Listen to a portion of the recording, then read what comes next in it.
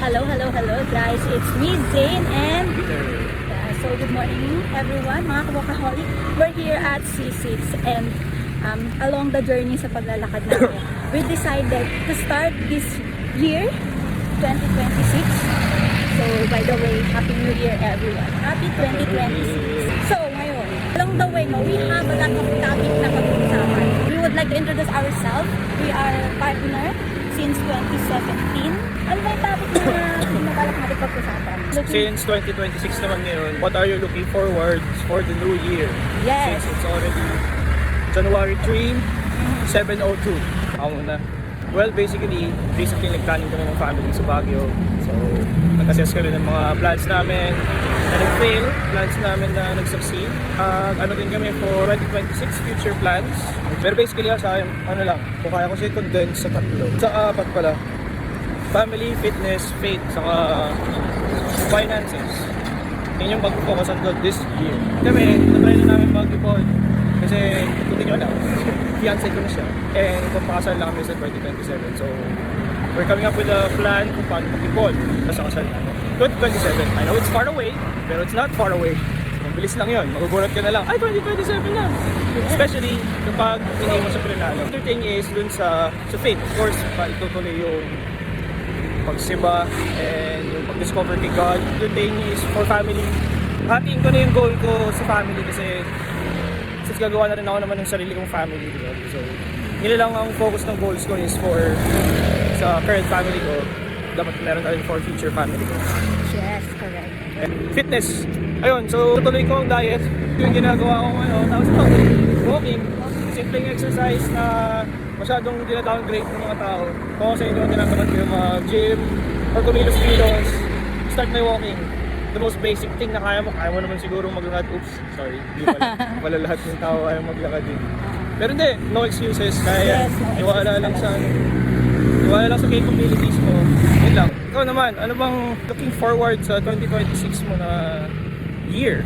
Yung look forward ko is good health. Medyo napabayaan ko yung health ko this 2025. Sobrang naging focus lang sa work, ganyan, kain ng tama, ganyan. So, avoid na sa masyadong pagkain ng mga fast food. Yan, medyo mahilig tayo dyan. So, parang every week hindi maiiwasan. Ito lang, yaya ng kain tayo. Jollibee, McDo, ayan. Pero kidding aside, looking forward din sa career na ma-improve ko pa yung skill ko sa pag-make-up. So, more clients to come. Connected pa kay God. Kasi yun din, isa din sa mga nakalimutan ko or napabayaan ko na magkaroon pa ng bond with God. Pangalawa, family. Pangatlo, loved ones. Pangapat, trabaho, diba? I-list down natin sa pinaka-huli yung mga naman na ipoprovide ni God. Looking forward na maging strong pa kami. Guys, so yun yung mga look forward namin this 2026. Meron din kayo, no? So, I encourage you guys na baka kayo ng goal. It doesn't have to be big. It doesn't have to be extreme lang. Hindi nyo lang, kahit pa kayo sanay na mag-report, try nyo muna na 500 pesos. Encourage you to save kasi yun yung magsasalba sa atin. Ano na kapag may emergency? Start small kung hindi pa ganun kalaki yung sahod mo. Hindi mo naman need na lakihan agad na 500 per day. Plan it guys, based sa salary nyo. And then, basically, ang save talaga is 20% of your income, di ba, mahal? Oo, 20%. Pero syempre, naman lahat pagkakataon, kunyari, nasa state ka na mababa yung sweldo, or wala mababa yung in-earn mo a day, mahirap ang 20%. Kaya nga, regardless, start small. Kung kaya nyo ng for the whole year, 500 pesos. Sabihin na natin okay yun, again, okay yun.